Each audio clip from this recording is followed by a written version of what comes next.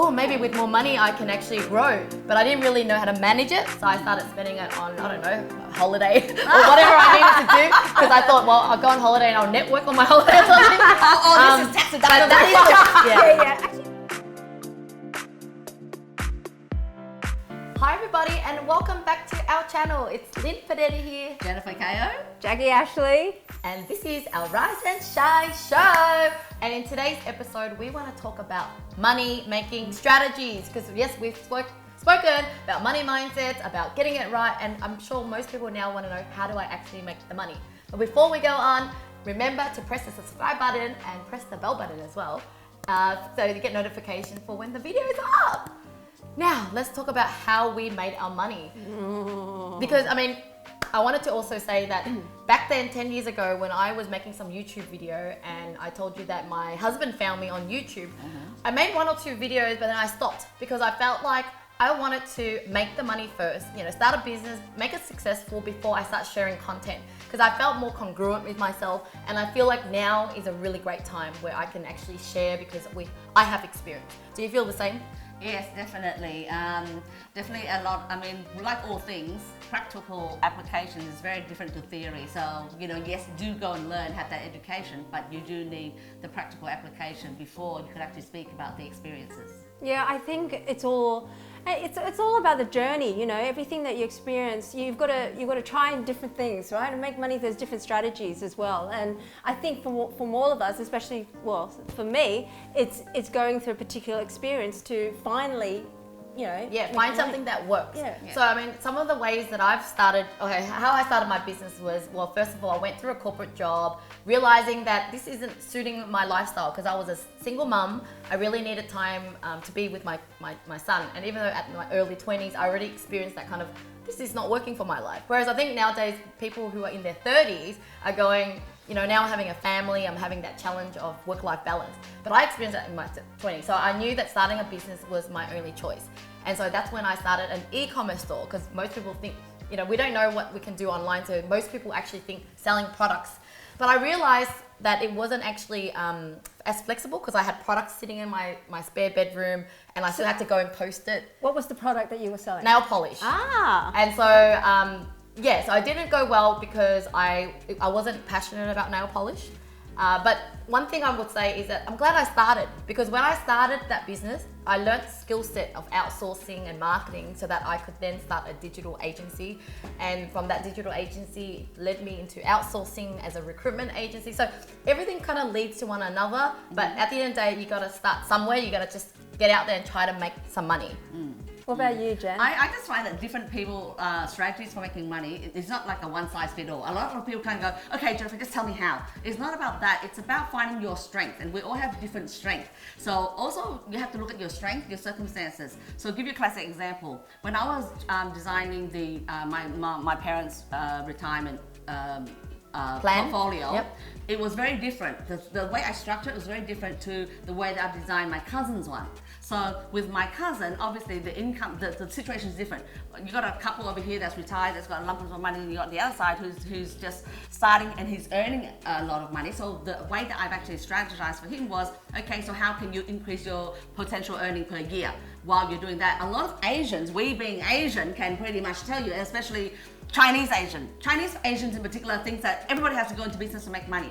But I looked at him and he is not suitable to go into business to make money. But I tell him that you don't need to go into business to make money, because you can make money off a portfolio while you are earning. And I'll show you how to do that. So the strategies I gave him, and within 5 years, he's already paid off his, $1.5 million property, and now he's up to about $3 million, So in a very short time, he was in his 20 at the time. So by 35-ish, he was already clear net $2 million. So the strategies I put for him in order was very different to the one I put for my parents, for example, and it's very different to the one I put for myself. So it's a matter of, firstly, I think education is key. Then have a try, have a go to see is this strategy fitting me, that. Then from there, like Linh said, then go. And business isn't always the only way. But you said a good point. It's following your passion too. Yeah. Right. Every time that I've gone through a business because that will make me money, and I end up just losing interest.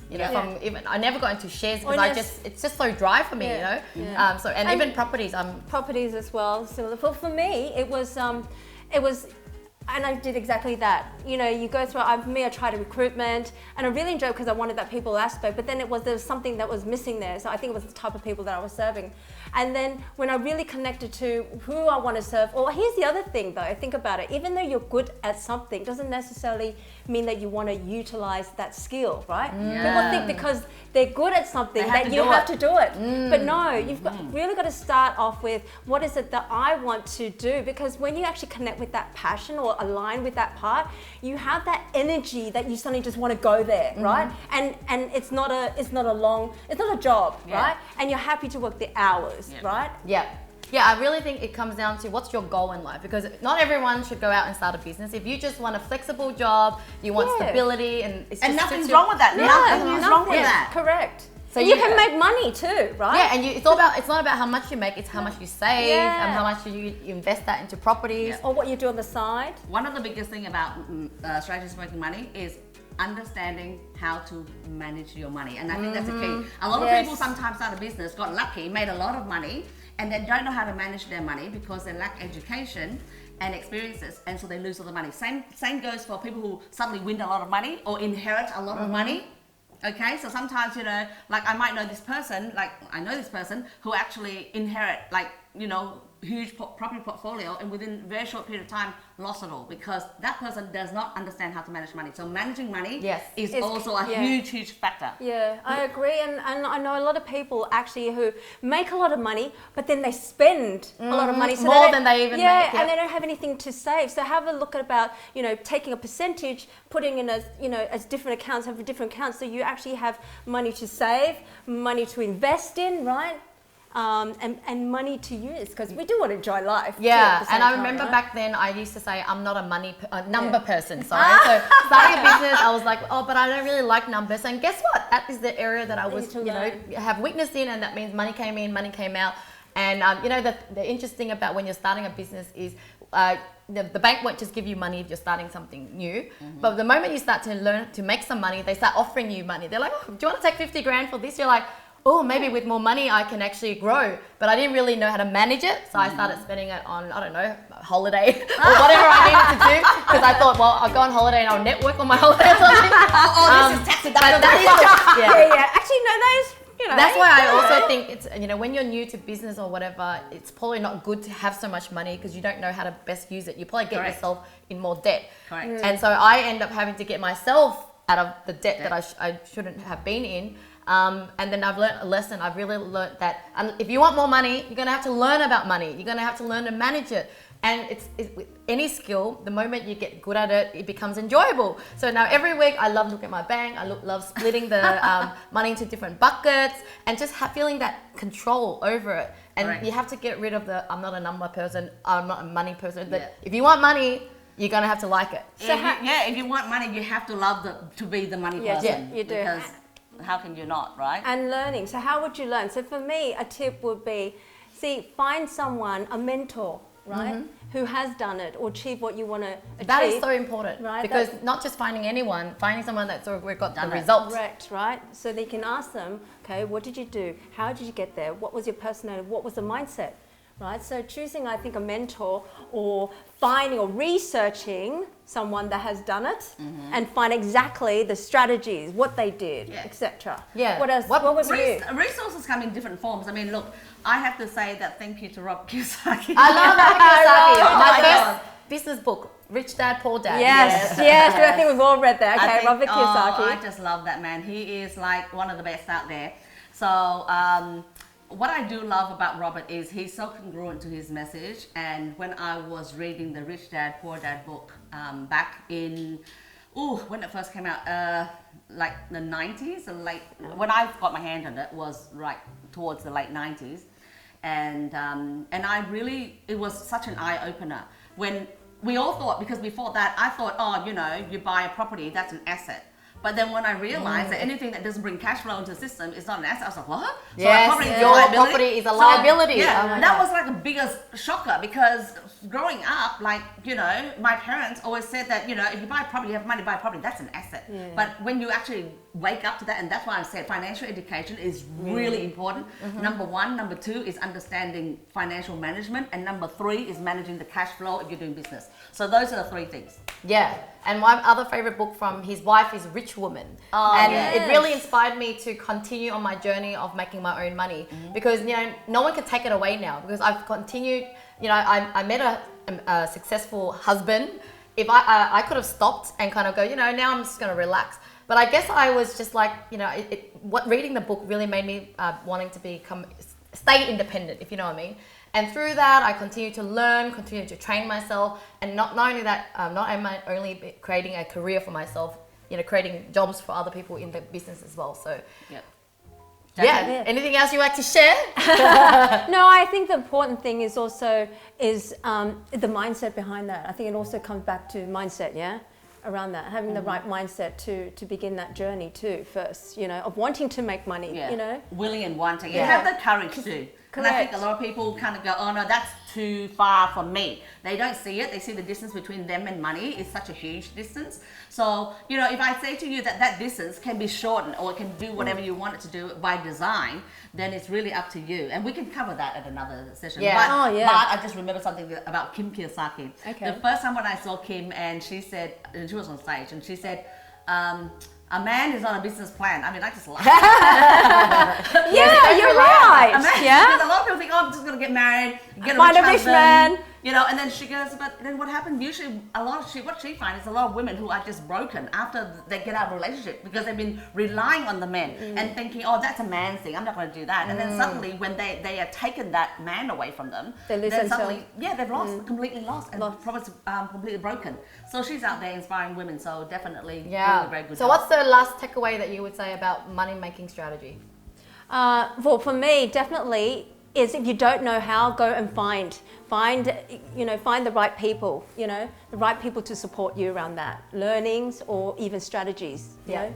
My key is to don't chase the money. Don't go for the next business opportunity or the next whatever strategy just because a friend's doing it and it's going to make you the most. It's just find something that is aligned with your interest. Yeah. I think my thing is just to be open to resources. Resources are everywhere, so it can come in any form. So just be open to that. It doesn't have to be come into, say, a book or a course or anything like that. It could be anywhere out there.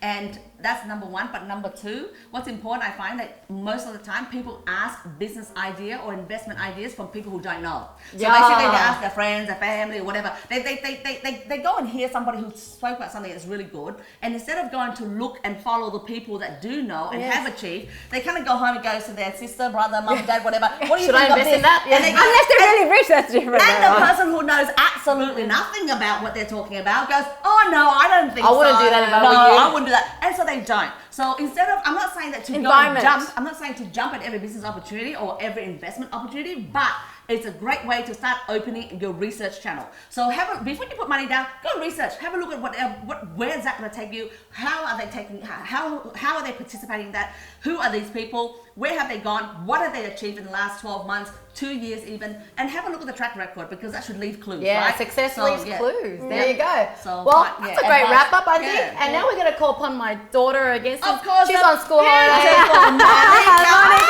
Let's get her to help us break the ice a little bit, like, you know, wrap it up. So I get more comfortable with you girls. You can just pull out a question and we'll answer for you, Monica. Who would you like to answer it first? Okay, Mama. Be loud and clear. Oh, this way. Okay. She knows what she wants. This way. If you had to be handcuffed to If you had to be handcuffed to one person one person for one entire month, who who would it be? This is a hard question. Like, if my husband's watching, he will expect him to be handcuffed to me. And then can I say, like, kind of, I don't know, like Wentworth Miller? Like, so this is just a funny thing. I used to love Wentworth Miller so much. I was obsessed with this celebrity, and I put his photos over it, and I really thought that I was going to marry this guy. And one day, everyone started calling me, go, Lynn, do you know he's gay? He's gay. And I had to like tell them he's gay. That too. And I was sad. And Yes, well, if you asked me back Trust then, him I would have to been. find the gay guy. But he was hot. He was like shaved head, and so I got my husband to shave his head when I met him. So Oh, I looked like really? Oh, And so, okay. look, honey, if you're watching, I want to be handcuffed to you. All right, you. I think, oh gosh, what could I say? If I have to be handcuffed to somebody, so the question is if, correct? I probably wouldn't want to be handcuffed to anybody because I am so independent. I cannot think of anything worse than being handcuffed to somebody and compromising. I mean, look, I can compromise. I mean, I live a lot of my life through compromising things and things like that, but I can't think of anything worse than being stuck with somebody when they have to go to the bathroom. I don't know. So maybe just from that aspect alone, Monica, no one. No one. There you Oh, go. okay. Well, I'll tell you who I would like. I know I love you, hubby, but I would love to be handcuffed to Oprah Winfrey. Oh, I love that too. Can we Yeah. handcuff with Yeah, that? we'll join it. No, we'll have a threesome. No problem. Yeah, But because yeah, I she's want to awesome. pick her brains. I want to get to know her. I want to, hear what she does, her successes, her failures, and just learn, absorb. Yeah. Yeah. So, Well, that's There you it. That's all right. So, in for us. anything else? So, the end of this video, and I'm Monica Podetti. And I'm Linh Podetti. Jennifer Kao. Jacqui Ashley. And remember to subscribe and press the bell button. Thank you so much for watching Rise and Shine. And we'll catch you again next time.